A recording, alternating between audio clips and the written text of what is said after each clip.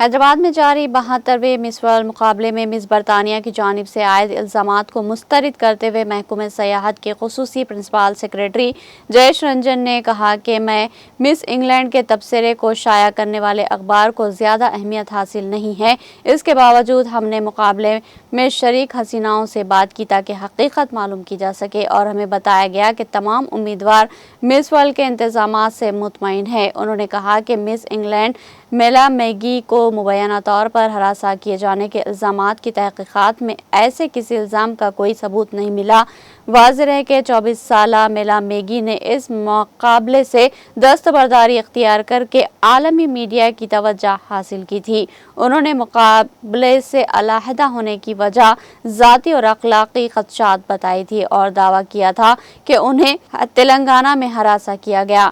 Maggi 7 مئی کو حیدرآباد پہنچی تھی لیکن 16 مئی کو مقابلے سے دستبردار ہو کر واپس برطانیہ چلی گئی۔ برطانوی اخبار دی سن کی رپورٹ میں دعویٰ کیا گیا کہ شرکاء سے کہا گیا کہ وہ درمیانی عمر کے مردوں کے ساتھ میل جول رکھیں تاکہ ان کی مالی مدد کے لیے اظہار تشکر کیا جا سکے۔ اس معاملے کی ریاستی حکومت کی جانب سے جانچ کی گئی اور کہا گیا کہ الزامات سراسر جھوٹ ہے۔